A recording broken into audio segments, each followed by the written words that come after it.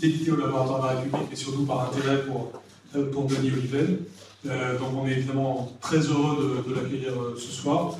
Bonne année à lui et bonne année à vous. Denis Oliven est déjà l'auteur de plusieurs livres, et Brice va nous rappeler tout ça dans un instant. Mais évidemment, il ne fait pas que ça. Ceci étant, celui-ci est très particulier. D'abord, les dictionnaires amoureux sont toujours des ouvrages particuliers, parce que, comme leur adjectif l'indique, ils nous disent quelque chose de l'auteur et il y a un engagement personnel, sentimental, très fort derrière un tel livre. Il n'y a rien de convenu, c'est quelque chose qui permet à l'auteur d'être finalement en liberté, me semble-t-il, et ça se sent quand on lit ce dictionnaire amoureux des Juifs de France, qui, comme les bons dictionnaires amoureux qui existent, peut se lire soit linéairement, soit mot par mot, et en tout cas, j'ai pris un grand plaisir pour ma part à le lire. Et je voudrais saluer aussi en Denis Oliven une personnalité importante au-delà de ses écrits, puisqu'il est évidemment un homme d'action, comme chacun sait, mais notamment un homme de médias, et donc un homme d'influence dans le meilleur sens de ce terme, à une époque où il y a quand même un certain nombre de batailles intellectuelles et culturelles à mener. Je ne vais pas les expliciter à sa place, il le fera sans doute grâce aux questions de Brice, mais je le considère, et je sais que ce au laboratoire de la République a pensé ainsi, comme un des hommes importants pour arriver à ce que ces batailles culturelles qui nous tiennent tant à cœur, nous les républicains au sens le plus large du terme, humanistes et universalistes, soient menées. Et de ce point de vue-là, réussir à ce que la vie intellectuelle, culturelle, politique, et plus généralement la mentalité de nos concitoyens, et notamment les plus jeunes, eh bien, soit marquée par les valeurs auxquelles nous tenons, les valeurs démocratiques en particulier, et républicaines, qui vont ensemble, c'est très important. Nous savons que les Juifs de France ont porté ça particulièrement tout au long de leur histoire, notamment depuis la Révolution française, et tout particulièrement sous la Troisième République. Nous sommes tous conscients de cette histoire, et cette histoire des Juifs de France, elle permet de dire qu'il y a quelque chose de décisif qui se joue au travers de ce dont parle ce dictionnaire, c'est-à-dire la façon dont l'histoire de France peut tourner du bon côté grâce à cette composante fondamentale de notre pays. Donc, sans rentrer plus dans tout ce qu'il y a à dire sur un tel livre, je remercie à nouveau Denis Oliven de sa présence, mais aussi de son action, et je laisse la parole à Brice pour faire l'introduction véritable de cette présentation. Merci beaucoup.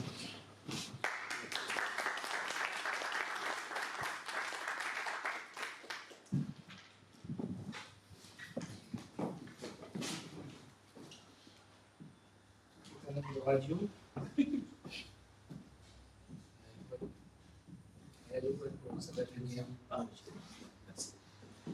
Oui, Denis Oliven, je vous ai découvert comme beaucoup de lecteurs de la revue Le Débat, quand vous avez publié en 1994, ça ne vous rajeunit pas, un article intitulé « La préférence française pour le chômage ». Vous y critiquiez l'idée qu'il y aurait que moins on travaille et moins il y aurait de chômage. Ce qui est d'abord une idée absurde parce qu'elle fait référence à une conception de l'économie comme quoi la quantité de travail disponible serait fixe et qu'il n'y aurait que des parts à se partager. Vous revenez sur cette idée dans un ouvrage tout récent qui s'appelle « La France doit travailler plus et les Français être mieux payés », dans lequel vous montrez tout simplement que le taux d'emploi en France est anormalement faible. Mais ce n'est pas ce livre-là, ce n'est pas de ce livre-là que nous allons nous occuper ce soir, mais de ce dictionnaire que j'ai mis sur la table, un dictionnaire qui est à la fois, Jean-Michel Blanquer le disait, à la fois très documenté et à la fois très personnel. Et dont la caractéristique principale, c'est de s'intéresser à des personnages issus de notre histoire, certains connus, certains absolument inconnus de moi en tout cas, et chacun de ces personnages est l'occasion en réalité de revenir sur une des idées fortes qui anime ce livre, parce que vous êtes un homme d'idées. On va parler là en 3 mots de votre carrière. Vous êtes un pur produit de la méritocratie républicaine, puisque vous avez fait normal sup, l'agrégation, l'ENA, vous êtes sorti dans les premiers, vous avez fait vous étiez à la Cour des comptes. Vous auriez pu rester dans la haute fonction publique, devenir un haut fonctionnaire, vous avez choisi l'entreprise privée, mais pas n'importe quel secteur, celui de l'intelligence, des médias, du domaine des idées. Vous avez été successivement directeur général de Canal+, PDG de la FNAC, du Nouvel Obs, d'Europe 1, directeur général de Libération, et à présent, vous présidez Editis, qui est tout simplement le deuxième groupe d'édition français par sa taille, par le nombre de ses publications, le deuxième derrière Hachette. Vous avez la réputation d'être un homme qui sait redresser les entreprises en difficulté. Alors, ce dictionnaire amoureux des Juifs de France, les mots sont importants. Il ne s'agit pas d'un dictionnaire du judaïsme français tel que celui publié en 2013 chez Armand Collin, mais d'une immense galerie de portraits, je disais. La plupart des personnages que vous y évoquez servent de fil conducteur pour informer le lecteur sur un ou plusieurs aspects de la rencontre entre les Juifs et la France, sur l'histoire de la manière dont les Juifs ont été accueillis ou non dans notre pays, des contributions faites par les Juifs de France à l'histoire et à la culture de notre pays. Mais il y a aussi, ici ou là, des personnalités non juives qui ont joué un rôle déterminant dans ces relations, notamment en construisant des représentations du Juif, des Juifs. Je signale qu'il y a un article très important dans lequel vous montrez qu'en fait, il y a au moins 5 familles de Juifs de France. C'est surtout les antisémites qui voient les Juifs comme un bloc homogène. En réalité, il y a beaucoup de façons d'être juif et on va en parler ce soir. Mais commençons par le moment fondateur pour nous, laïcs et républicains, c'est l'émancipation, c'est 1791. Vous dites que les Juifs deviennent citoyens tels qu'ils sont, sans rien avoir à appliquer de leur particularité. Mais l'abbé Grégoire, qui est quelque part l'initiateur de cette émancipation, vise rien moins, vous le rappelez vous-même, que la conversion des Juifs. Et quant à Clermont-Tonnerre, il apporte cette restriction célèbre: il faut tout refuser aux Juifs comme nation et accorder tout aux Juifs comme individus. Il faut qu'ils soient individuellement citoyens. Est-ce que finalement, ce n'était pas assez exigeant? Et en quoi cette assimilation, cette émancipation a façonné l'existence même des Juifs de France par rapport à l'existence de Juifs dans d'autres pays comme l'Allemagne par exemple? En quoi l'émancipation, dans les termes dans lesquels elle a été prononcée en 1791, a conditionné l'existence même du judaïsme français? D'abord, bonsoir à tous, bonne année. Merci, Monsieur le Ministre, des propos très aimables, trop aimables même probablement, que vous avez tenus sur mon compte. Et merci à toi aussi, c'est très aimable. Je voudrais dire un mot d'abord de ce livre, parce qu'il est inattendu pour moi. Je suis moi-même le premier surpris d'avoir écrit ce dictionnaire amoureux. J'ai en effet publié 7 ou 8 ouvrages qui étaient tous consacrés à l'économie, enfin, à des choses très sérieuses, et dans lesquelles il entrait très peu de moi-même. Mais c'est vraiment l'événement du 7 octobre, la montée de l'antisémitisme en France, mais surtout la nature du débat qui s'y est déroulé, qui m'a fait prendre conscience du fait que nous étions, nous Français, non-juifs et juifs, très ignorants d'une histoire extraordinaire, qui est celle qui réunit les Juifs et la France et les Juifs, et que cette ignorance, sans doute, était une des causes de la méchanceté qu'il fallait la combler. C'était inattendu de ma part parce que, jusqu'à présent, pour moi, le judaïsme, c'était quelque chose d'où je venais, mais qui était un élément très périphérique de mon identité. Je le dis d'un mot, dans ma famille, la formule qui résumait notre rapport au fait d'être juif, c'était le fait d'être juif ne se demande pas, ne se refuse pas, ne se porte pas. Ne se demande pas, bon, c'est comme ça, c'est un effet de la naissance, ne se refuse pas, on ne va pas dissimuler qui on est, mais ne se porte pas, c'est pas quelque chose d'ostensible. C'est d'ailleurs très franco, enfin c'est un produit du franco-judaïsme dont on a parlé. Et c'est très très certainement lié à 2 éléments. Le premier, les conditions dans lesquelles ma famille est arrivée en France. Moi, je viens d'une famille de juifs allemands, très assimilés à l'Allemagne, et qui ont été très malheureusement surpris du sort qui leur était réservé, si bien d'ailleurs qu'ils ont quitté l'Allemagne assez tardivement, en 1938. Et en 1938, les portes du monde entier étaient fermées devant eux, alors qu'ils étaient en péril d'être assassinés, comme a été assassinée toute leur famille. Il y a eu une conférence, je le raconte, c'est l'une des entrées du dictionnaire à Évian en 1938, à l'initiative de Roosevelt. À l'époque, les nazis étaient prêts à exporter, entre guillemets, les juifs allemands et autrichiens. Et tous les pays du monde ont dit non, ont trouvé de bonnes raisons de refuser, tous sauf Haïti et la République dominicaine. Donc, toutes les portes du monde étaient fermées pour ma famille, toutes sauf celles de la France. Parce qu'il s'est trouvé un ministre du Front populaire, Marx Dormoy. Marx, parce que son père, instituteur socialiste de Besançon, je crois, l'avait appelé Marx en l'honneur du Grand Carme. Marx Dormoy, ministre socialiste de l'Intérieur du Front populaire, en fait du dernier gouvernement Blum en 1938, a décidé de son propre chef, par pure humanité, de desserrer la vis et de laisser rentrer des anti-nazis et des juifs allemands et autrichiens. Donc ma famille a été sauvée. Et ensuite, pendant la guerre, mon père, qui avait 11 ans, a été sauvé une deuxième fois parce qu'il a été recueilli par un médecin catholique qui dirigeait un préventorium à Chamonix, était séparé de sa famille, et il a été caché dans ce préventorium par ce médecin et par toute la petite équipe de ce préventorium, les héros anonymes qui ont sauvé les Juifs parce qu'il n'y avait pas de père parmi les enfants israélites cachés par cette guerre. Et donc, dans ma famille, nous étions, pour reprendre la formule de Marc Bloch dans son testament spirituel, tout simplement et avant tout français. La dette imprescriptible que nous avions contractée à l'égard de la France faisait que nous ne connaissions qu'une communauté, la communauté nationale. C'est ajouté à ça, par ailleurs, l'engagement progressiste de mes parents, qui ajoutait une dimension de dissolution des identités particulières. Donc, moi, je n'avais aucune raison, cette longue introduction pour vous dire que je n'avais aucune raison d'écrire ce livre, et s'il n'y avait pas eu ces événements, probablement jamais je n'aurais parlé du judaïsme, voilà. Donc, j'explique ça pour dire que mon projet dans ce livre, c'était de re-raconter cette histoire parce qu'elle est exceptionnelle. Ça m'amène à répondre à la question. Elle est exceptionnelle avant 1791 parce qu'il y a des Juifs sur le sol de ce qu'est devenu la France depuis 2000 ans et de manière continue.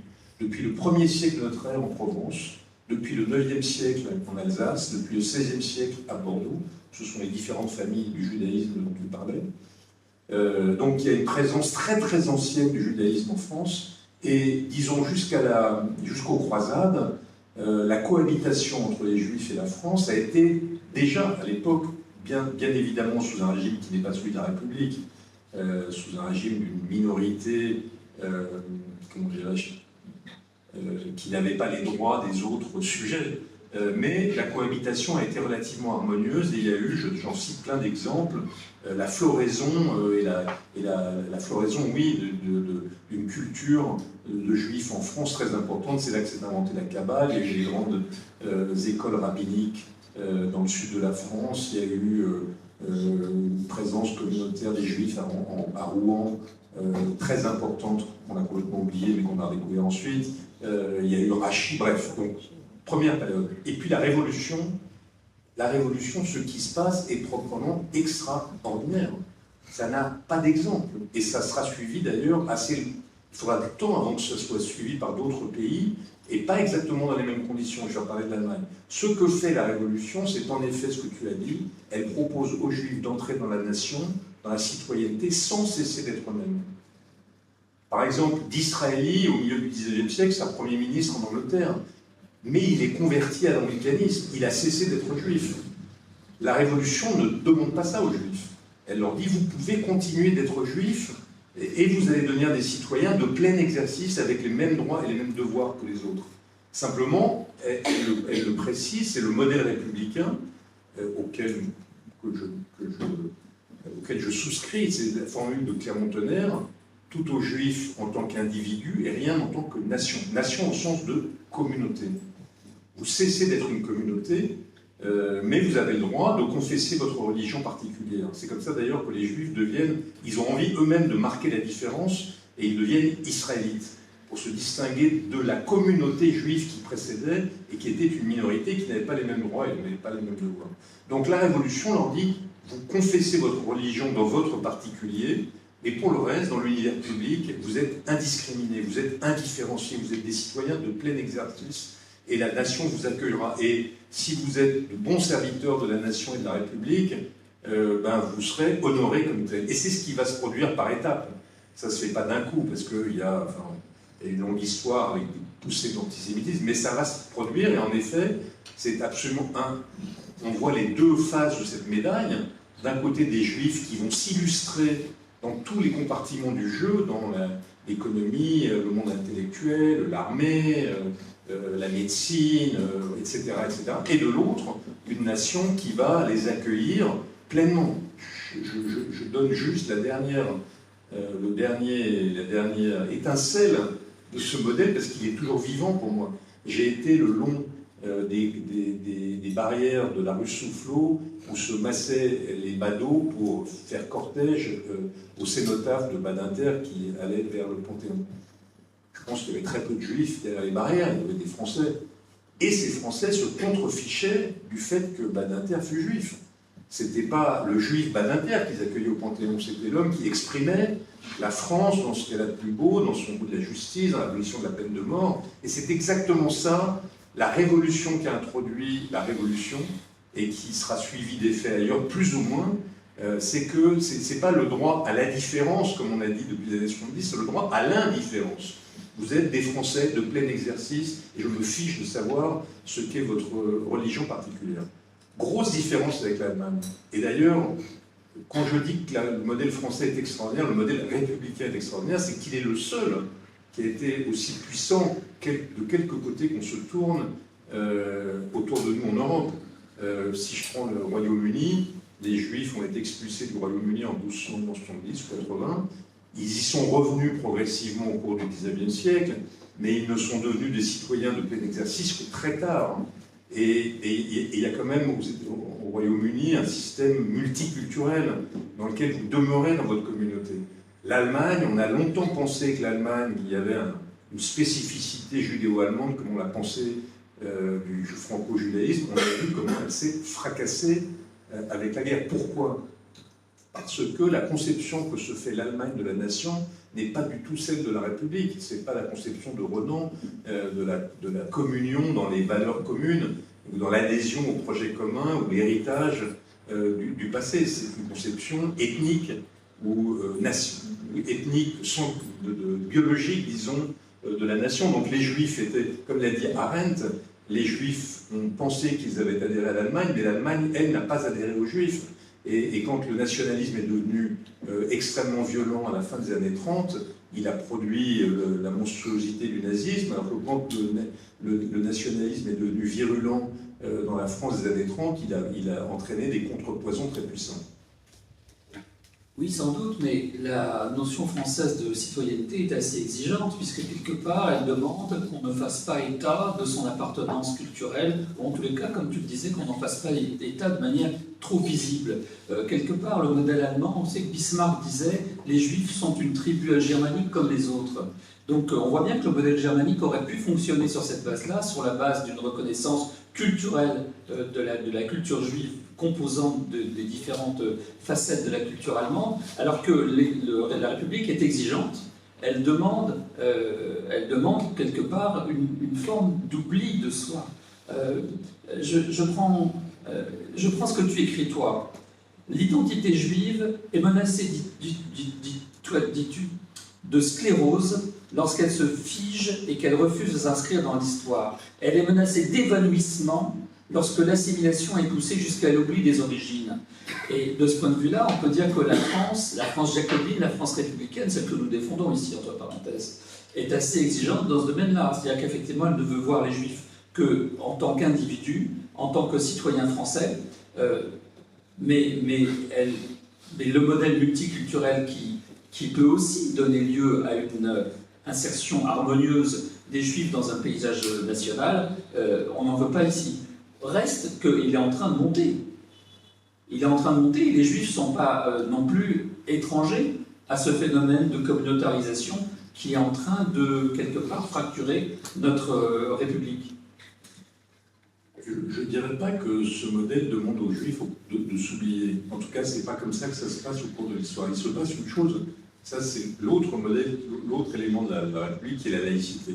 Il se passe cette chose, on dit aux Juifs, vous avez le droit de vous assimiler à la nation.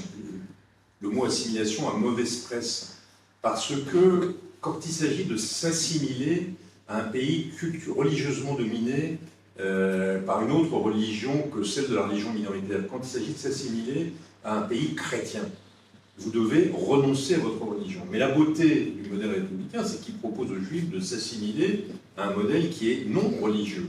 Et donc, la liberté du culte, la laïcité qui s'organisera de manière précise à partir de 1905 ne leur demande d'aucune manière de renoncer à la religion. Et d'ailleurs, c'est si vrai, non seulement, d'abord, ils vont continuer à partir de 1791 de pratiquer leur religion, et même cette religion va s'organiser.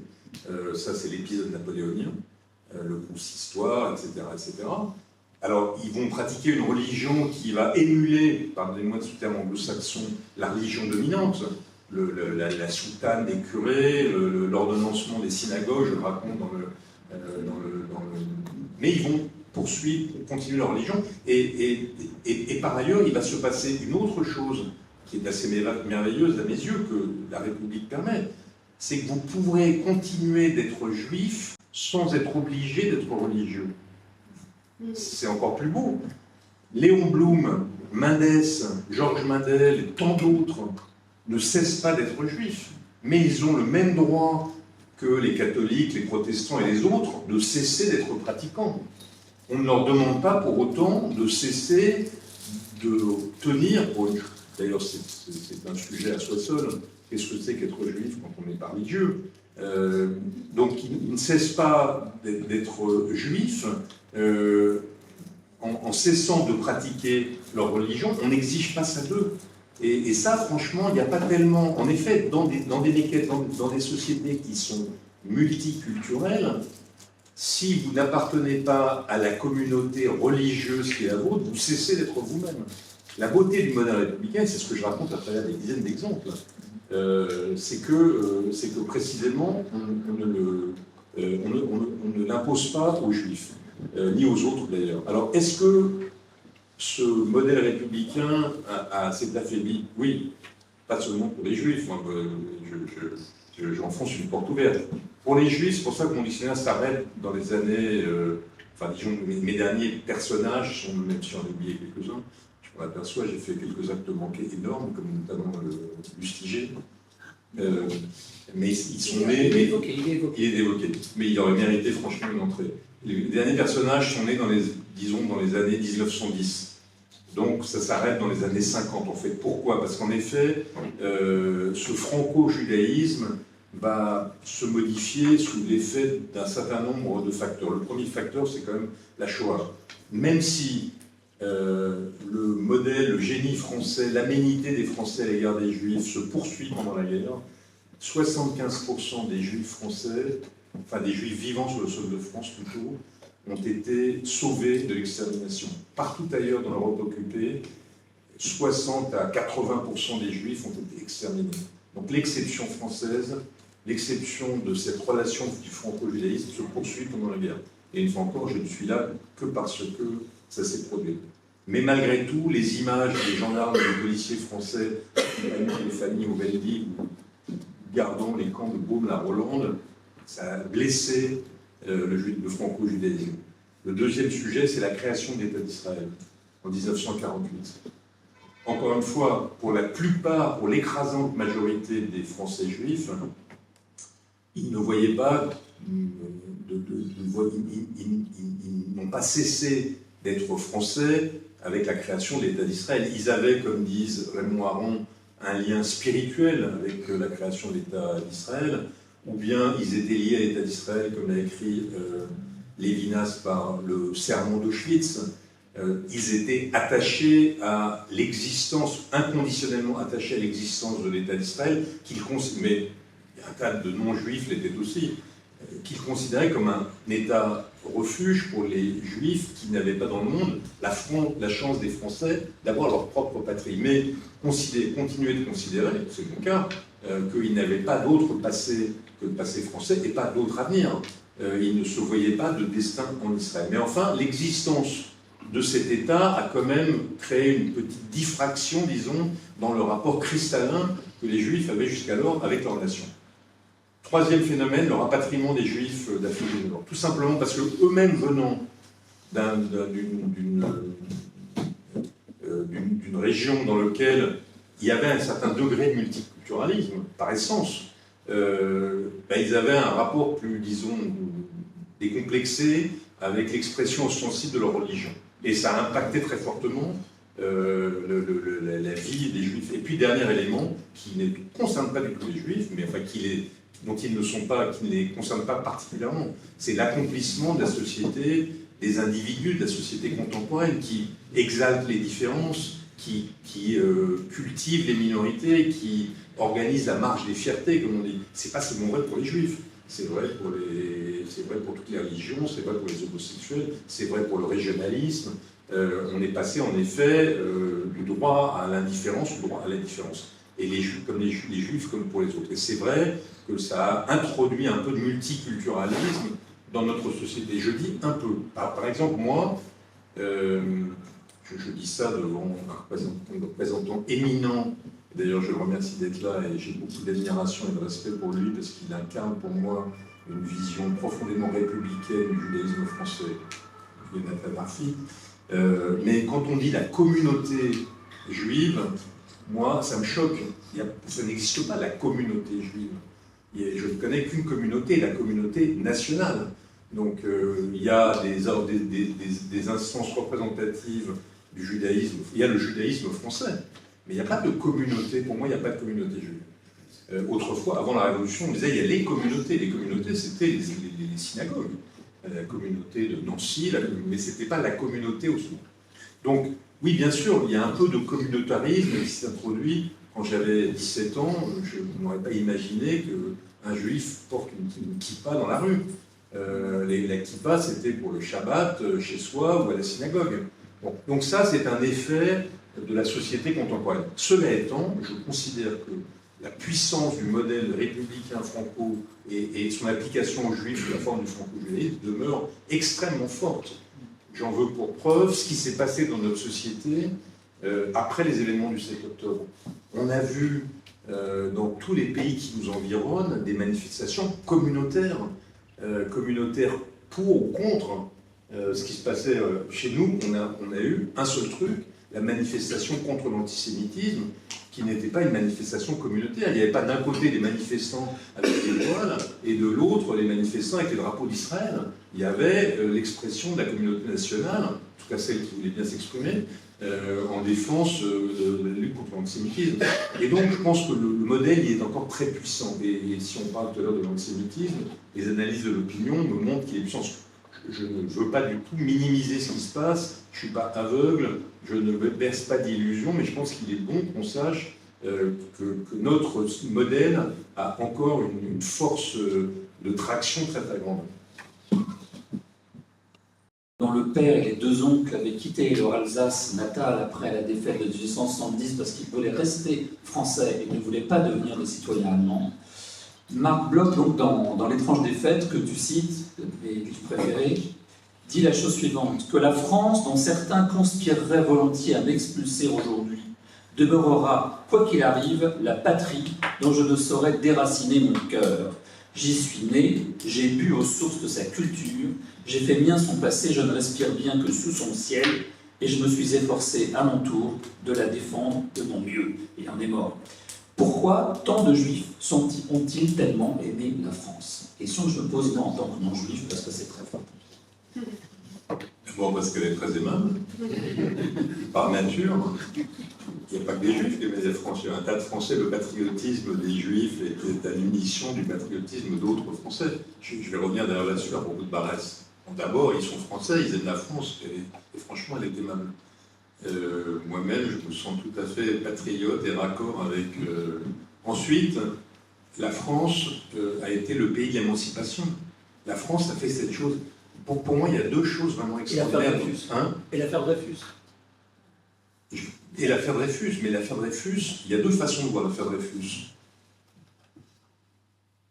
Il y a la montée de l'antisémitisme. Mais dans tous les pays d'Europe, il y avait la montée de l'antisémitisme. Ce qui est propre à la France, c'est pas qu'il y ait eu de l'antisémitisme, c'est que Péguy, c'est que Jaurès, c'est que Zola se soient dressés la main dans la main avec Bernard Lazare ou avec Léon Blum et organiser la bataille pour la défense d'un petit capitaine juif accusé injustement de traîtrise, comme disait le père de Lévinas, et gagner contre l'appareil d'État, contre l'armée, quand on se replace, quand on relit les textes de l'époque, le niveau d'antisémitisme, que Dreyfus est coupable, je déduis de sa race, dit Barès, enfin le niveau d'antisémitisme est dingue. Et il y a quand même des gens qui ne se laissent pas faire et qui ne sont pas juifs, et qui vont triompher, qui vont non seulement innocenter finalement Dreyfus, mais même triompher politiquement. C'est le parti des Dreyfusards qui va gagner les élections. Et ça ne se produit qu'en France. Donc c'est un des éléments merveilleux du franco-judaïsme. Donc les Juifs, pour moi il y a deux éléments, quand on réfléchit à ce qui s'est passé à l'égard des Juifs au cours des derniers siècles, il y a deux choses qui sont absolument incroyables. 1791 est le modèle français, c'est un événement incroyable. Et le travail qu'a fait l'Église sur son antisémitisme, et qui a abouti à Vatican II après la guerre, la manière dont l'Église s'est purgée de son anti-judaïsme. Je raconte d'ailleurs, je fais le portrait d'un personnage, Jules Isaac, historien du Malais Isaac, qui a joué un rôle très important pour aider l'Église à se guérir de ce qu'il a appelé l'enseignement du mépris.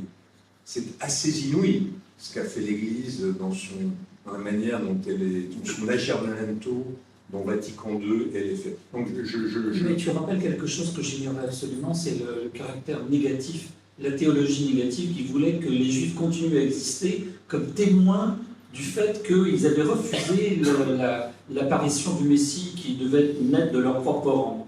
Tu peux développer un peu cette théologie? Alors ça c'est avant, ça c'est l'époque. Oui, à l'époque. Parce que mais je vais revenir à ça, mais je voudrais dire un dernier point sur la façon dont pourquoi est-ce que les Juifs ont été si patriotes et républicains? Parce qu'ils ont même pensé, pas eux seulement, mais Renan aussi d'ailleurs, qu'il y avait quelque part que la Révolution française accomplissait la promesse juive.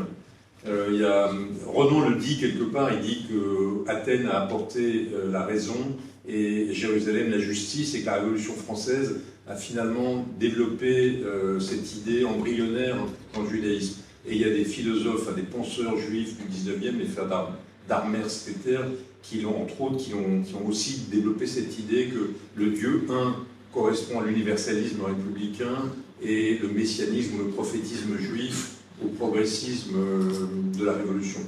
Bon, tout ça est certainement discutable, ça fait peu de cas de la part du christianisme dans tout ça, et surtout de la dynamique propre des Lumières.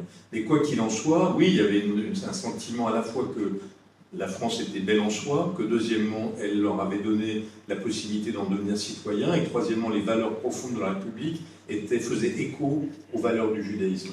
Mais ce patriotisme a été si grand que Barès, je raconte ça dans le livre parce que c'est fascinant, Barès, et donc se fait élire à 27 ans comme député antisémite. Il est avec Maurras l'un des pères du nationalisme français et l'un des antisémites les plus virulents. Et puis, pendant la guerre 14, il est tellement saisi de la manière dont les Juifs accomplissent leur devoir qu'il écrit les familles spirituelles de la France et il compte le judaïsme au nom des familles spirituelles de la France. Il y a cette fameuse histoire qui est un peu sulpicienne, qui est probablement fausse, du rabbin Bloch, qui est l'aumônier militaire, et qui, voyant un soldat mourir, et qui voit l'habit du rabbin, pense que c'est une soutane, lui demande l'extrême-onction, et le rabbin Bloch saisit un crucifix et lui donne l'extrême-onction, et lui-même est fauché par la mitraille et meurt. Et ça, c'est sur Bloch. Barès raconte cette image d'Épinal, mais pour lui, c'est... Et quelle est la conclusion de Barès? Barès dit « Je me suis trompé dans ma conception nationaliste, ethnique, et xénophobe de la France, qui fait que je ne peux pas imaginer que les Juifs en fassent partie, puisqu'ils ne sont pas de notre race. » Non, je renoue avec Renan et avec l'idée que c'est est français celui qui communie dans les valeurs de la France, celui qui, comme le dit Marc Bloch, était bouleversé par les soldats de Valmy et par, je ne sais plus quelle est la forme de Marc Bloch, Hein? Sacre de Reims. Voilà.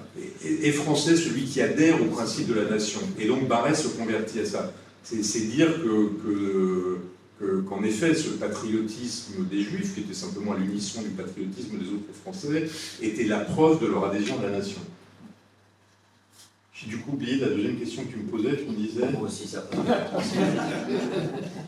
pour revenir sur le franco-judaïsme, j'ai découvert tes frères Darmstädter et j'ai trouvé extraordinaire leur idée. J'ai téléchargé sur le site Gallica Les prophètes juifs, un des deux frères Darmstädter, et je suis bien commencé, et c'est absolument génial. Il y a tellement de gens qu'on peut découvrir à travers ton ouvrage en particulier. Dans le franco-judaïsme, si j'ai bien compris, les frères Darmstädter, ou en tous les cas un des deux, il y a une formidable synthèse intellectuelle entre l'esprit d'analyse et de pénétration des Juifs et l'esprit cartésien, l'esprit de géométrie des Français. Explique-nous ça, ce serait ça, la philosophie du franco-judaïsme serait cette convergence entre deux extraordinaires qualités intellectuelles. Ça, moi je suis toujours réticent, ça me paraît trop une rationalisation un peu posteriori. Tu essayes de faire une espèce d'ethnologie de l'essence du judaïsme, et puis une ethnologie de l'essence de l'esprit français, et puis tu montres comment c'est fusionné. Pour tout te dire, ça me paraît un peu tiré par les cheveux. D'autant que j'ai toujours une petite réserve avec l'article défini les Juifs, les Français. Toujours suspect. D'ailleurs, en s'agissant des Juifs, oui, des Juifs me paraîtrait plus indiqué. Non, oui, bien sûr, tout le monde, ils étaient tellement heureux, les Juifs en France au 19e, qu'ils cherchent les raisons pour lesquelles ils sont heureux. Et ils essayent de les rationaliser. Je crois que c'est beaucoup plus simple que ça, quoi. Je veux dire, la France leur a permis de s'accomplir, et Dieu sait s'ils se sont accomplis, leur a ouvert les portes de la réussite à tous égards, et ils lui sont reconnaissants de cette liberté qu'il leur est donnée. Mais c'est la liberté des autres Français. Ils aiment le modèle républicain, parce que ce modèle républicain est franchement très aimable. Enfin, je recommande la lecture des frères Darmstädter et leur réédition parce que ça a l'air assez génial. Le deuxième frère est devenu au Collège de France spécialiste de l'Iran, de la culture perse ancienne, et ça a l'air de vraiment un personnage formidable. Il a été, je dis ça pour l'ancien ministre de l'Éducation, je crois qu'il a remplacé Renan au Collège de France, parce qu'il était assistant Renan, mais il a été nommé au Collège de France, il devait avoir 29 ou 30 ans. Donc c'est pas aujourd'hui qu'on nommerait quelqu'un de 30 ans au Collège de France. Quelque chose qui est frappant dans ton livre, et ça a été souligné par les critiques qui en ont rendu compte, c'est que beaucoup définissent le judaïsme de manière négative. Comme Sartre l'avait fait, c'est l'antisémite qui fait du juif ce qu'il est, puisque le juif ne sait pas ce qu'il est. Et toi, tu assumes non seulement une vision positive et affirmative du judaïsme, mais une vision qui se dégage, je dirais, d'une vision purement négative par rapport à l'antisémitisme. Pour beaucoup de juifs de ma génération, parce que je suis un peu plus vieux, le judaïsme se définissait par le fait d'avoir été persécuté, parce que c'était récent, parce que c'était leurs parents. Pour les nouvelles générations de juifs, il semble que, certes, il n'y a pas d'oubli, il est impossible, il n'y a pas de prescription dans les crimes de guerre et les crimes contre l'humanité, mais il y a une volonté d'assumer un judaïsme positif, affirmatif et dégagé, je dirais, de cette obsession des persécutions d'autrefois, peut-être pour faire place à une préoccupation pour les persécutions d'aujourd'hui. Parce qu'elles ne sont pas de même nature, parce qu'elles ne viennent pas des mêmes milieux, et qu'elles ne sont pas provoquées par les mêmes idéologies. En fait, c'est pas tellement moi, c'est que, je disais tout à l'heure, il y a une façon très simple d'être juif, c'est d'observer la loi, religieuse. Là, vous n'avez pas besoin de chercher à vous définir, vous êtes juif parce que vous observez les commandements. Les 600, je ne sais plus combien de commandements. 613. 13. Heureusement qu'il y a des vrais juifs. Les 613 commandements. Bon, ça, c'est là. Alors après, vous pouvez l'accommoder parce que vous vivez dans un monde qui n'est pas complètement, qui est un monde profane. Mais enfin, bon, ça, c'est simple. Après, si vous n'êtes pas dans cette définition religieuse, qu'est-ce que c'est qu'être juif? Vaste question. Au lendemain de la guerre, le livre de Sartre, très important le livre de Sartre, il est très négligé aujourd'hui, ou même très contesté, parce que cette fameuse définition, on est juif dans le regard de l'autre, on a jugé que c'était réducteur. Et par ailleurs, mais d'abord ce livre fait une description d'antisémite qui est proprement géniale, qui est une description, vraiment, c'est presque aussi bien que le garçon de café dans L'être et le néant, c'est génial. Et d'autre part, il prononce cette phrase en 1946. Il écrit en noir sur blanc, l'antisémitisme n'est pas le problème des juifs, c'est notre problème à nous. Très important d'avoir dit ça en 1946, c'était pas évident. Et puis, il a un autre effet involontaire, c'est qu'il a obligé les penseurs juifs, Yankelevitch, Lévinas, Misrahi et d'autres, à se poser la question, alors c'est quoi le fait d'être juif? Puisque nous n'acceptons pas que ce soit simplement négatif. Qu'est-ce que c'est positivement le fait d'être juif? Ça ne peut pas être seulement une religion, puisqu'il y a des juifs non religieux. Ça ne peut pas être national, puisqu'il y a l'État d'Israël d'un côté, mais il y a des juifs dont le destin est de demeurer en diaspora et d'être citoyens d'autres nations. Raymond Aron, par exemple, il dit « Moi, je ne connais pas le peuple juif, je ne connais que le peuple français. » Pourtant, il est juif. Donc, il y a un mystère. Eh bien, la réponse que font, pour moi, la plus belle réponse, c'est pour ça que j'ai consacré plusieurs pages à essayer de l'exprimer de la manière la plus lisible possible, pédagogique, compréhensible, c'est Emmanuel Lévinas. Ce que dit Emmanuel Lévinas, c'est ce qu'apporte le fait juif à l'humanité à partir de la révélation, à partir du Sinaï, c'est la responsabilité pour autrui. Être un homme, c'est être responsable pour autrui. L'éthique précède l'ontologie. C'est un élan profondément, principiellement, par essence morale. C'est la contribution du judaïsme à l'humanité que le christianisme va poursuivre et accomplir. Et c'est ça, en effet, qui me semble, c'est autour de cette idée que peut se définir positivement le fait juif. C'est aussi pour cette raison, d'ailleurs, qu'un certain nombre d'entre les juifs en France, Alain Finkielkraut, Delphine Orvilleur, Anne Sinclair, et plus modestement moi-même, et tant d'autres, avons été très fortement critiques à l'égard de ce qui se passait à Gaza. Non pas du tout critiques, je veux dire, que dans le cas de Finkielkraut, de Sinclair ou d'autres, et de moi-même, on est, comment dirais-je, inconditionnellement attaché à l'existence de l'État d'Israël. Il n'y a pas besoin d'être juif pour ça, le général de Gaulle aussi, Léon Blum, Mitterrand et tant d'autres. Mais incontestablement attaché à l'existence d'Israël, pour les juifs, ça a une signification particulière. C'est aussi que si Israël est un État juif, il doit se comporter conformément à ce qui est l'essence du judaïsme, qui est d'être éthique. Injuste, nous dit-on, pourquoi est-ce que Israël devrait être plus moral que les autres? Parce que c'est Israël. En tout cas, c'est ce que pensent ceux qui considèrent qu'Israël, en tant qu'État juif, a cette obligation. Voilà, donc, voilà pour moi ce que c'est que positivement le fait juif. Mais ça n'est pas évidemment le monopole du judaïsme, ne serait-ce que parce que le christianisme est... Ah oui, c'est ça ta question tout à l'heure. C'était les juifs, l'Église et les juifs, je vais y répondre. Le judaïsme, qui est, selon l'expression, c'est Jean-Paul II qui a dit, incroyable qu'un pape dise ça, quand on regarde l'histoire, que les juifs sont les frères aînés de l'Église. Donc l'Église se reconnaît dans le message moral auquel s'identifie le judaïsme. En tout cas, c'est comme ça qu'on peut le définir positivement. Je reviens un instant sur l'Église et les Juifs au Moyen-Âge. Oui, il y a une situation très particulière, c'est que d'un côté, l'Église persécute les Juifs parce qu'ils sont aveugles à la vraie foi, c'est la synagogue aux yeux bandés de la cathédrale de Strasbourg, et puis parce qu'ils ont assassiné le Christ, ça c'est le peuple déicide, mais d'un autre côté, ils sont le peuple où est né Jésus, dans lequel s'est fait la révélation. C'est le peuple témoin de la vérité du Christ, et par ailleurs, ils sont décisifs dans l'économie du salut, parce que c'est leur conversion qui signera la fin des temps, et l'entrée dans le royaume de Dieu. Donc, et pas leur conversion forcée, leur conversion d'eux-mêmes. Donc, l'Église va à la fois persécuter les Juifs et les protéger.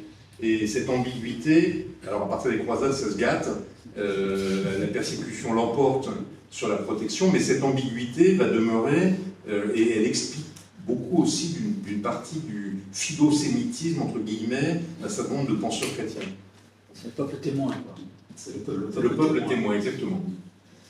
Dans ton livre, évidemment, on voit beaucoup de grandes figures de la gauche, Mendes France, Léon Blum, Jean Zay, mais on voit aussi, alors pour moi, je suis désolé, c'est un peu une découverte parce que j'ignorais l'importance de ce personnage, c'est à droite, Georges Mandel. Je ne sais pas si beaucoup d'entre vous connaissent un peu l'histoire de Georges Mandel, personnellement je ne la connaissais pas, et j'ai été frappé de voir, tu peux nous résumer en un mot la trajectoire impressionnante de Mandel, j'avoue. Georges Mandel, c'est vraiment un personnage extraordinaire, ambigu, donc il s'appelle, au départ il s'appelle Rothschild, sans particule. Et il décide, parce qu'il va faire de la politique, de supprimer son nom Rothschild, parce que c'est un peu gênant. Ça rendait la politique complexe. Il choisit, il aurait pu s'appeler Dupont, il choisit de s'appeler Mandel. Parce qu'il ne veut pas, c'est une marque de courage, il ne veut pas qu'on puisse penser qu'il a essayé de dissimuler ses origines. On est dans les années 20, enfin même avant, à une époque où l'antisémitisme fait rage. Donc Mandel, qui prétend, parce qu'il est un personnage très étrange, il a des lubies étranges comment dirais-je, enfin, il s'invente par moment, il se crée une histoire un peu romanesque. Tant qu'il est dans Mania, il n'est pas, enfin c'est pas très important. Et il devient le chef de cabinet de Clémenceau pendant la guerre. Et de l'avis de tous, il joue un rôle décisif auprès de Clémenceau. Je n'ose pas vous dire ce que disait Clémenceau de lui, parce que c'est assez bordurier. Si je pète, c'est lui qui s'en mauvais. Exactement. Pour dire à quel point il était indissociable. Et après la guerre, il va devenir député de droite. Au moment où Clémenceau est chassé, lui, il commence sa vie politique, en fait. Et il va être d'une clairvoyance et d'un courage absolument extraordinaire, notamment à partir de Munich. Il comprend tout ce qui se passe, et c'est lui qui tient, dans les dernières années, notamment sous le gouvernement Reynaud, c'est lui qui tient, c'est lui qui organise la lutte contre les factions d'extrême droite, c'est lui qui veut organiser la défense de la France, et il est si important, si courageux, si décisif, que les Anglais lui proposent de venir diriger le gouvernement en exil, et lui dit non, je ne peux pas. D'abord parce que c'est pas fait une mauvaise idée qu'un juif dirigeait le gouvernement français. On me dit tellement que c'est la guerre des juifs que ça me déconsidérait. Et puis deuxièmement, je ne peux pas quitter mon pays, je suis juif. Je ne veux pas qu'on puisse penser un seul instant que j'ai fui devant la menace qui allait frapper mes co-légionnaires. Donc il reste, il sera d'ailleurs assassiné, il va être enfermé avec Blum, il sera sorti de sa prison et assassiné par la milice dans des conditions désastreuses. Et c'est lui qui convainc De Gaulle, qui convainc les Anglais de choisir De Gaulle et qui convainc De Gaulle de choisir Londres. Donc, si on pense que l'histoire n'est pas seulement l'histoire brodélienne, mais qu'elle est aussi le fait des individus et des hasards, il a joué un rôle décisif dans l'avenir de la France. Et d'ailleurs, De Gaulle, lui, sera toujours gré et prononcera plusieurs discours pour en faire l'éloge. Donc, c'est un personnage oublié. J'allais dire, il a fait l'objet d'une biographie par Nicolas Sarkozy, d'ailleurs pas mauvaise. Est-ce que ça l'a beaucoup aidé? Je ne suis pas sûr.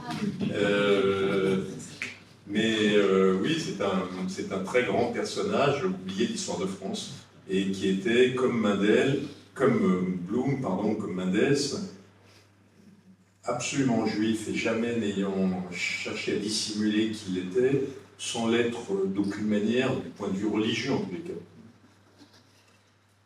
Dans le chapitre sur Mandel, là on va peut-être passer un petit peu à l'actualité contemporaine et parler de tes autres ouvrages et de la situation politique du pays, et ça nous sert de transition.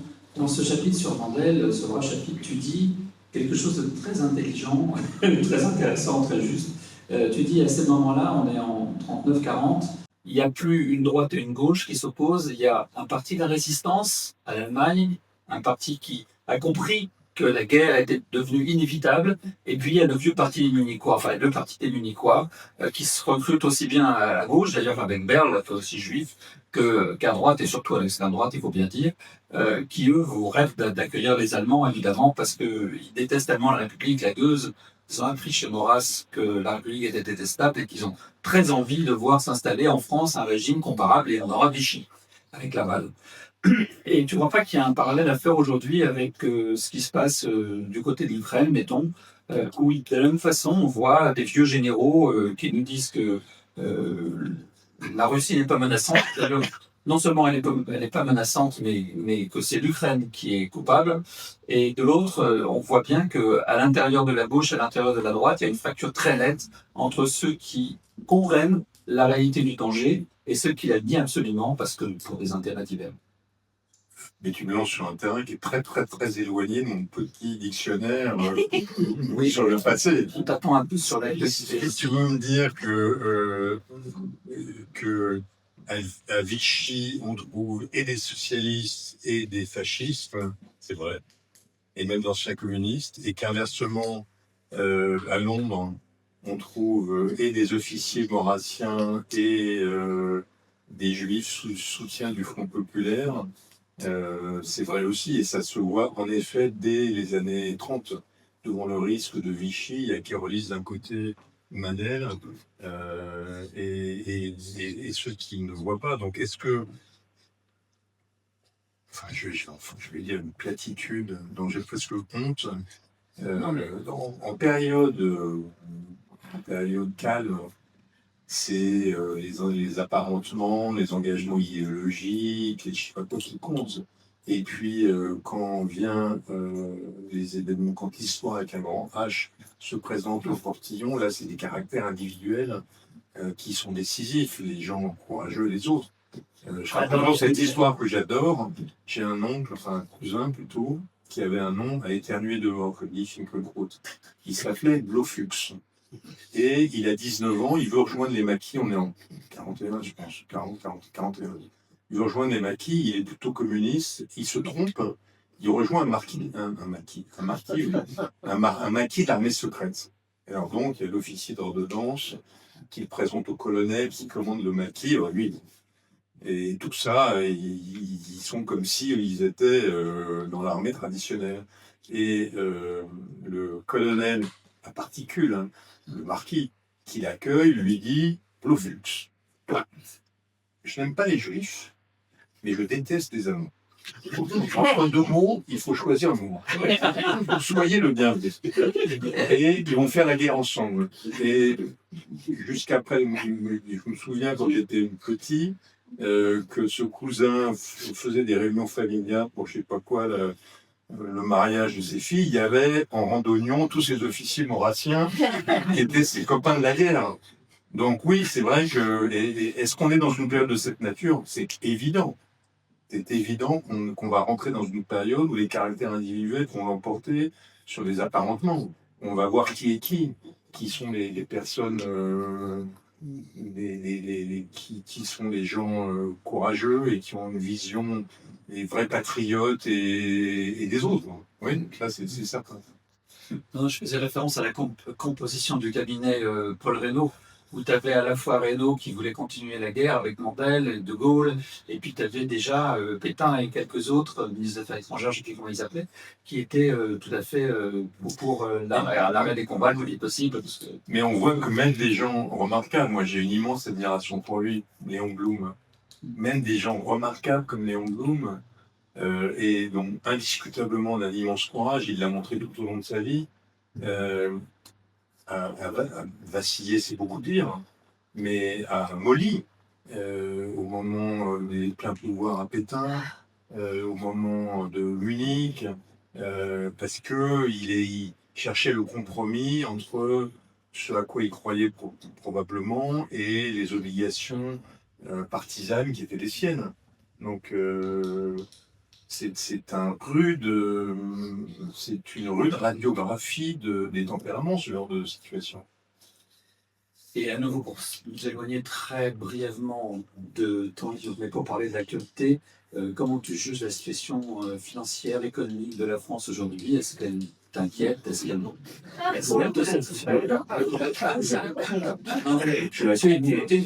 Je la trouve catastrophique. Et je suis catastrophé par la nature du débat auquel on a assisté, franchement.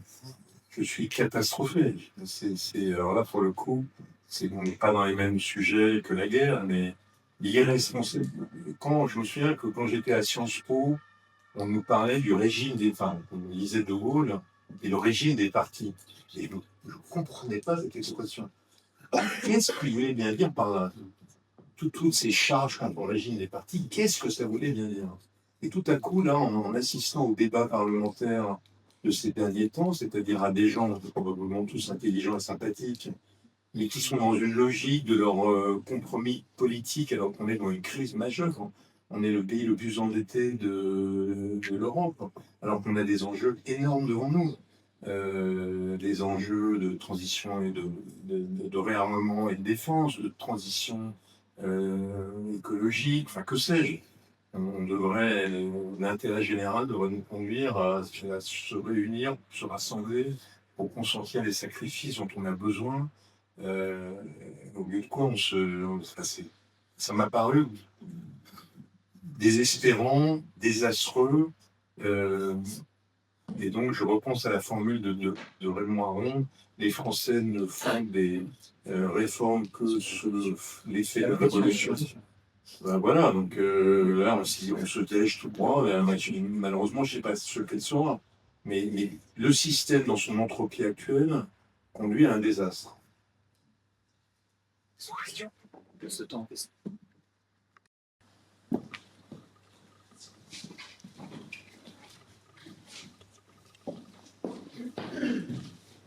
Merci. Oui, juste une question que je me pose, c'est il y a un mot qui aujourd'hui est parfois contesté, qui est celui du judéo-christianisme. Comment, moi je rebondis là-dessus, mais comment vous voyez ce terme? Est-ce qu'il y a vraiment, bien, on a un peu parlé tout à l'heure, mais je sais que c'est un mot qui est rejeté par certaines personnes aujourd'hui. Je pense qu'il y a deux façons de le voir. Si c'est culturellement, est-ce qu'on est le produit d'une histoire dans laquelle le christianisme est né comme une secte juive, puis s'est accompli en se séparant du judaïsme tout en conservant une partie? Oui, bien sûr, c'est indiscutable, c'est un terme indiscutable. À strictement parler, il y a une différence fondamentale, il y a plusieurs différences entre le judaïsme et le christianisme, du point de vue religieux. Et la principale, si je le simplifie à l'extrême, c'est que le judaïsme est fondé sur la loi et le christianisme sur la foi, c'est Saint Paul. C'est la rupture, d'ailleurs volontaire. Je pourrais développer, d'autant que je connais infiniment mieux le christianisme que le judaïsme, parce que j'ai grandi en France, que j'ai fait des études en France, donc j'ai lu Saint-Augustin, ou je ne sais pas qui, Duns Scott, et très peu Maïmonide et Rachid. Mais en tout cas, du point de vue strictement religieux, parler de judéo-christianisme, ça me paraît faux. Et ensuite, c'est vrai culturellement, ça fait partie de notre histoire. Ensuite, il y a un dernier point qui me paraît, que je voudrais... Quand par exemple Zemmour fait l'éloge du judéo-christianisme, il le fait presque contre les Lumières, d'une certaine manière. Il y a une espèce de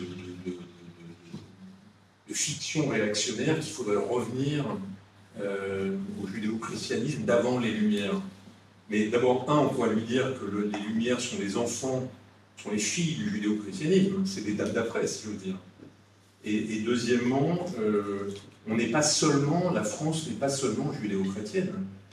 La France, elle est grecque, elle est romaine. Je veux dire, notre héritage, il n'est pas simplement judéo-chrétien. Il est au moins autant hellénistique et latin que judéo-chrétien. Donc, et les Lumières, elles sont le produit de la raison au moins autant que de l'héritage chrétien. Donc tout ça, ça me paraît des simplifications abusives, mais je ne rejette pas l'idée de l'articulation entre le judaïsme et le christianisme, certainement pas. Et d'ailleurs, l'une des choses que Vatican II a permis plutôt, Nostra Aetate, c'est précisément que l'Église de France, et d'ailleurs, revienne sur ses racines juives et réfléchisse aujourd'hui à ce qu'il y a de juif en elle. Et c'est d'ailleurs, il y a toute une série de travaux très intéressant, fait par des juifs ou par des chrétiens, sur le judaïsme primitif, le christianisme primitif, et ce qu'il emprunte au judaïsme.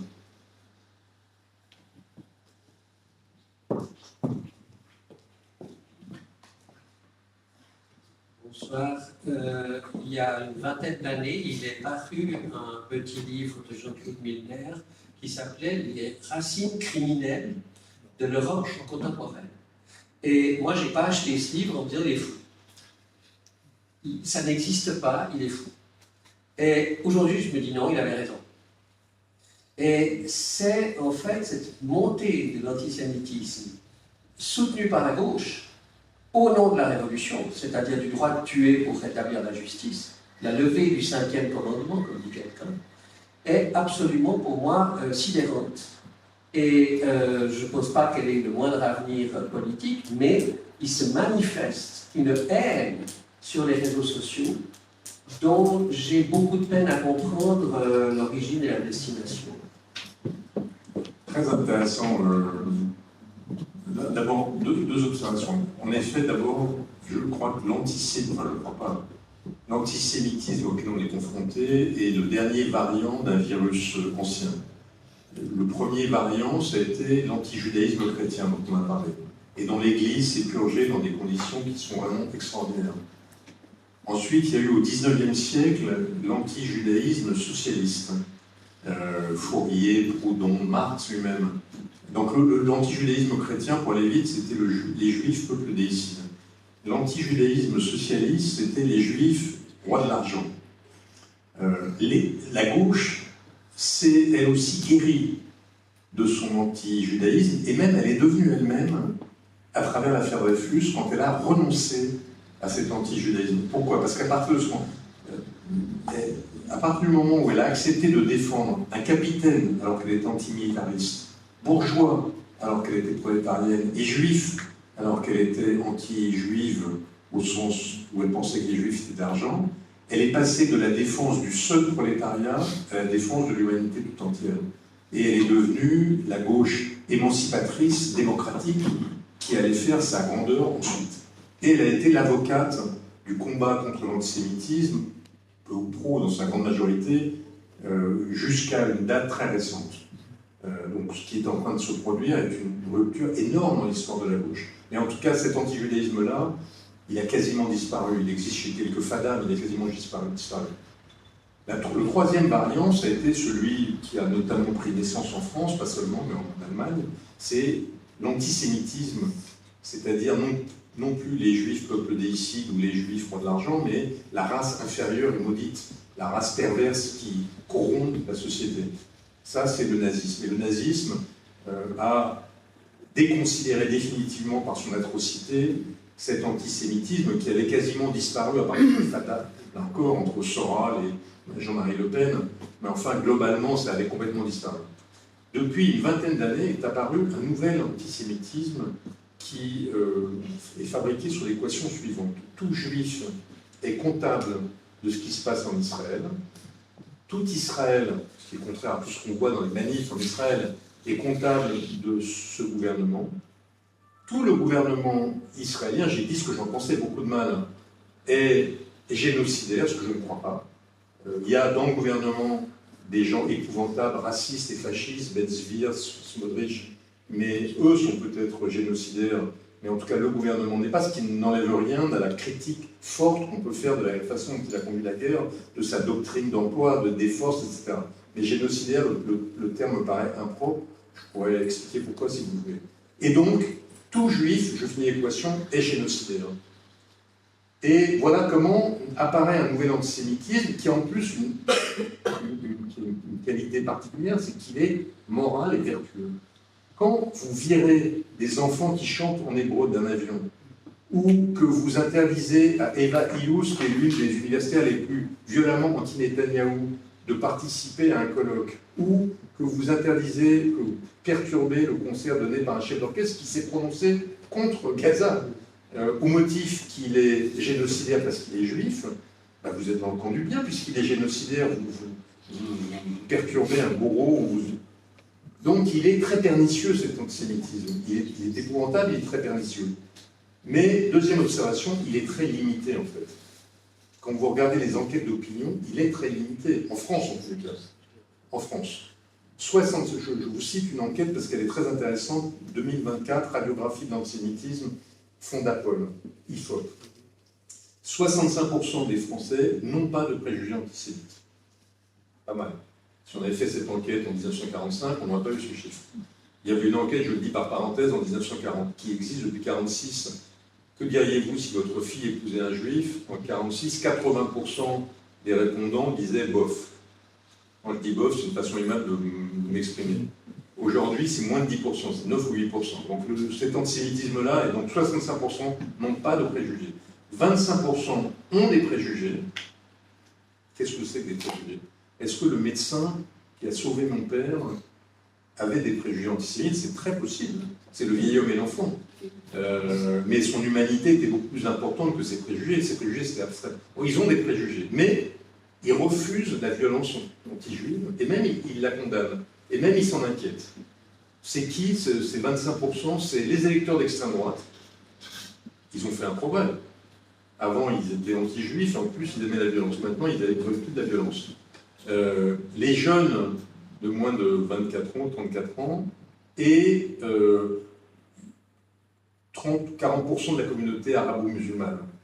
Ça veut dire quand même qu'une majorité de la communauté arabo-musulmane n'a pas ces préjugés, 60%.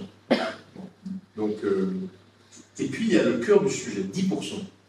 10% qui ont des préjugés antisémites et qui acceptent, même souhaitent, la violence anti-juive. Ceux-là, ils sont extrêmement dangereux. Mais c'est 10% de la population. C'est pas 90%. C'est 10%. Quand on a traversé l'histoire, comme moi, en écrivant le dictionnaire des villes de France, c'est incroyable, quoi. C'est par rapport à l'époque de l'affaire Dreyfus aux années 30. Ces 10%, c'est qui? C'est les jeunes de moins de 34 ans, c'est les 16% de la communauté arabo-musulmane, donc une fois et demi plus que la moyenne, enfin c'est 16% seulement, et c'est les électeurs d'extrême gauche, 30%, 3 fois plus que la moyenne. Donc moi, j'en tire deux conclusions. Un, on a un énorme sujet d'éducation. Je pense que l'éducation à l'histoire de la mémoire de la Shoah ne suffit pas comme instrument de combat de l'antisémitisme. Il faut combattre l'antisémitisme et l'expliquer pour lui-même. Il faut déconstruire, comme on dit aujourd'hui, toute cette équation que j'évoquais. Donc ça, c'est un travail en soi. Pas facile à faire, mais en soi. Et c'est ça qui nous permettra, notamment vis-à-vis de la communauté arabo-musulmane ou des jeunes ignorants, de changer de point de vue. Et puis, on a un combat politique à mener contre ceux qui, pour moi, ont une responsabilité dramatique, qui sont les forces politiques qui légitiment dans le débat public les poncifs antisémites. Et ça, c'est, pour ne pas les nommer, LFI et leurs amis. Donc ceux-là, il faut les combattre politiquement, il faut créer un cordon sanitaire, comme on a combattu au moment de l'affaire Dreyfus l'action française, comme on a combattu dans les années 30 les ligues factieuses, comme on a combattu Jean-Marie Le Pen, ou bien comme les Anglais ont combattu, la gauche anglaise a combattu le Parti travailliste de Corbyn, ou bien cette gauche est capable de se purger de son antisémitisme, comme le Parti travailliste a viré Corbyn et a fait un monde honorable, ou bien elle doit être mise au banc de la société politique, elle doit être condamnée et combattue. Voilà. Donc je dis ça parce que je ne sous-estime pas la question de l'antisémitisme, mais je pense qu'on se trompe d'abord en la globalisant. La France n'est pas antisémite, je répète. Le franco-judaïsme est encore très très puissant, il a même à certains égards progressé. Donc en le globalisant, on se trompe, et on se trompe aussi en mettant dans une même catégorie tous ces gens qui ont des préjugés et acceptent la violence, parce qu'ils ne sont pas les mêmes. Ce n'est pas la même chose d'être ignorant ou d'être mu par l'émotion et d'avoir un projet politique qui incorpore l'antisémitisme comme un outil de la conquête du pouvoir.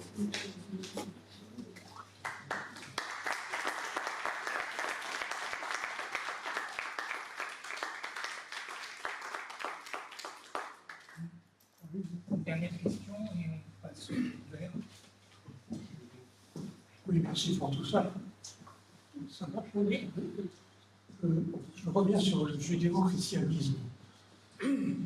Vous avez évoqué l'enchaînement sans problème. J'adhère à la différence entre la loi et la foi. Très bien. Mais il y a quand même une continuité. Quand vous dites qu'il y a eu les Grecs, mais aujourd'hui les Grecs sont chrétiens, sauf erreur.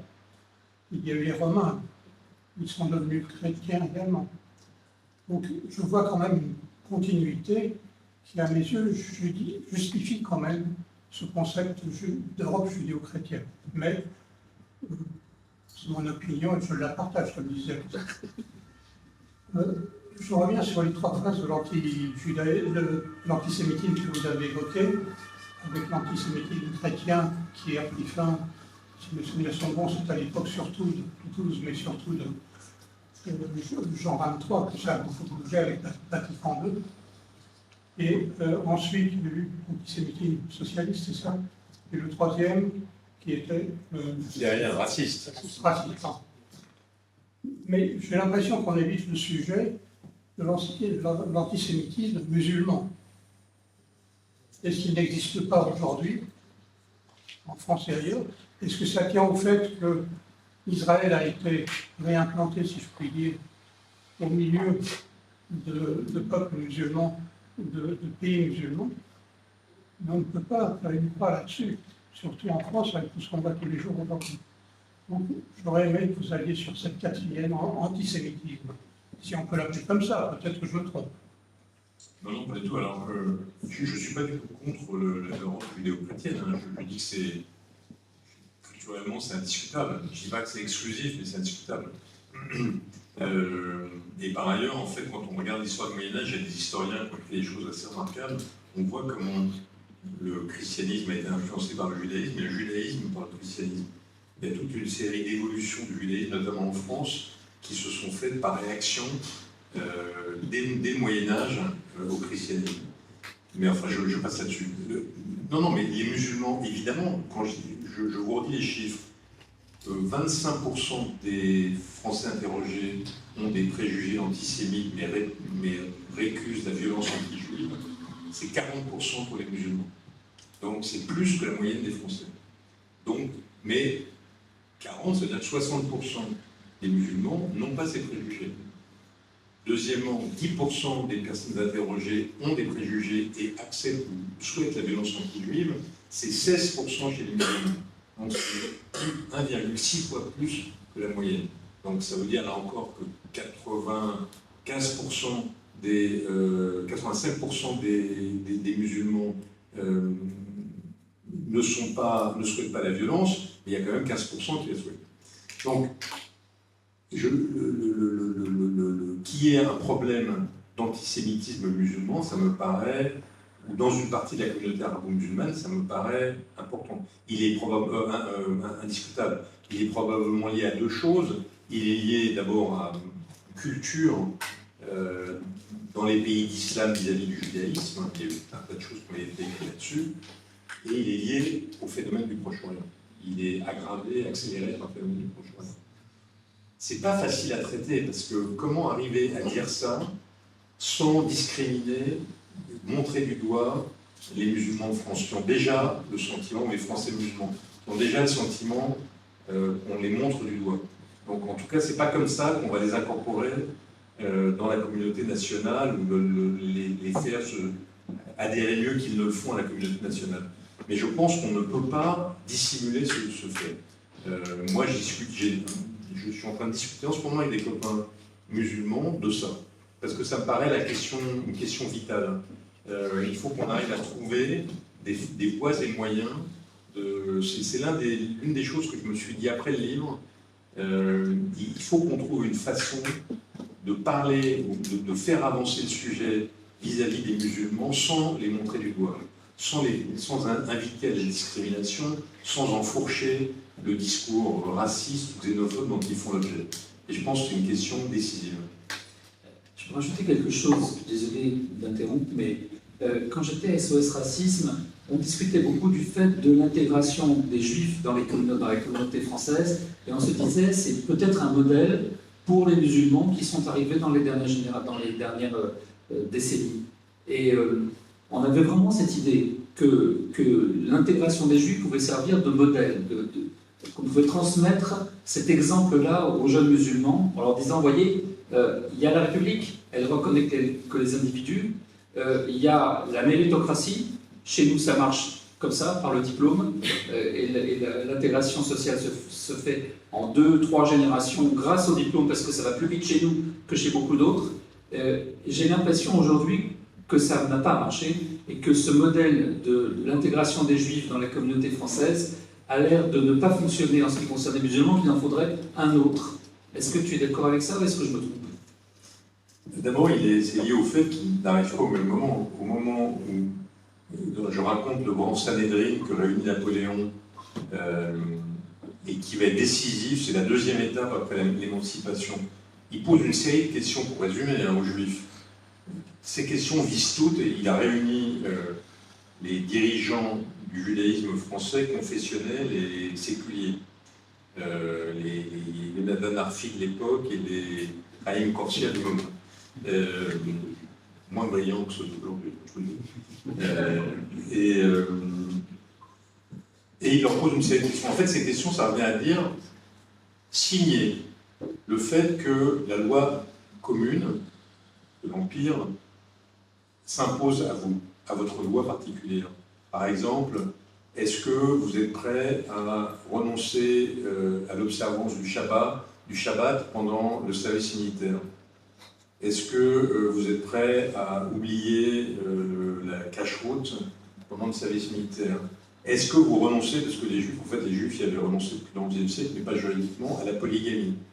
Ils étaient plus polygames depuis bien longtemps, mais juridiquement, ils l'étaient encore. Et à toutes ces questions, les Juifs ont dit oui, oui, oui, oui, oui, oui, oui, oui, oui, et oui. Et c'est comme ça qu'ils sont...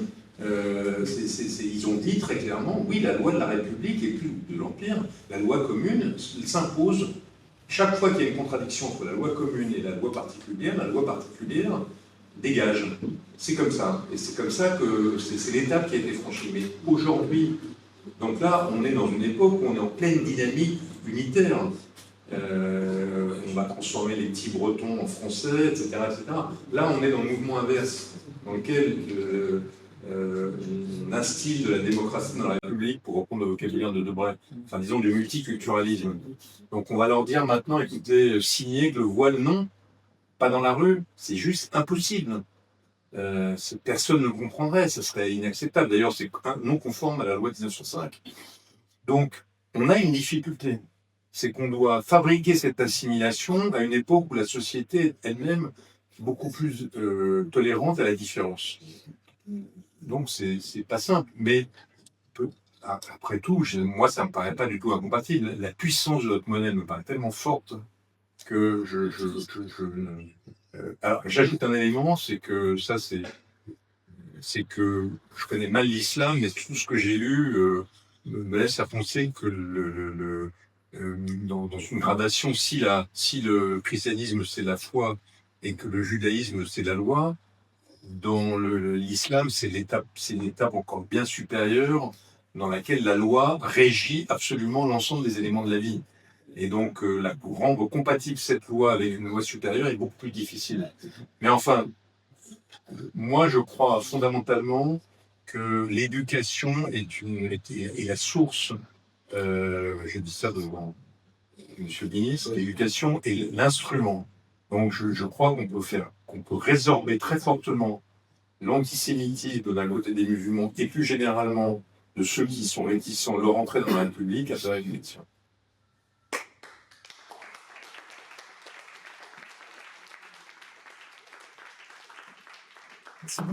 Je vais conclure sur ces paroles positives, la puissance de notre modèle et la foi dans l'éducation, et en restant optimiste dans cette période de vœux. Merci beaucoup, Denis Hulden, pour cet auteur d'année et un caractère vraiment brillant de